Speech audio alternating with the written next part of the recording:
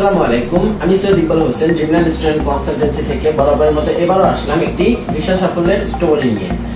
আমাদের পাশে আমাদের গ্রুপের স্টুডেন্ট বসা মিরাজ আহমেদ, আমরা তার মধ্যে দিয়ে শুনবো তার ভিসা সাফল্যের স্টোরি। সো ভাই কেমন আছেন? আলহামদুলিল্লাহ। আচ্ছা ভাই, আপনার নামটা? আমার নাম মিরাজ আহমেদ। সো আপনি যদি আমাদের ভিউয়ার্সদের একটু বলতেন যে আমরা আপনার ভিসা সাফল্যের পিছনে ড্রিমল্যান্ড কিভাবে আপনাকে সহযোগিতা করেছে। আসলে আমি আমার বন্ধুর মাধ্যমে ড্রিমল্যান্ডের কথা জানতে পারি, তো সেখানে আসার পরে আমাদের যে আপু ছিল, যারা আপু, উনি আমাকে যাবতীয় প্রসেসিং সম্পর্কে বলে দেন। আমি তাদের সাথে কাজ করি এবং আলহামদুলিল্লাহ আমি অল্প সময়ে খুব সহজে ভিসাটা পাই। ওকে, তো আপনার ইউনিভার্সিটির নাম কি ছিল? আমার ইউনিভার্সিটির নাম ছিল Rajshahi state academy of intellectual property. আচ্ছা, এক্ষেত্রে আপনার ইউনিভার্সিটিতে ভর্তি হওয়ার জন্য বা অ্যাপ্লাই করার জন্য কোনো স্টাডি গ্যাপের আপনার যে স্টাডি গ্যাপ কত বছর? আমার স্টাডি গ্যাপ ছিল 4 বছর। আচ্ছা, এই ক্ষেত্রে কি আপনার এই স্টাডি গ্যাপটা কোনো প্রতিবন্ধকতা হিসেবে কাজ করেছে এখানে? না, স্টাডি গ্যাপ এই ক্ষেত্রে আমার কোনো প্রতিবন্ধকতা হিসাবে কাজ করে না।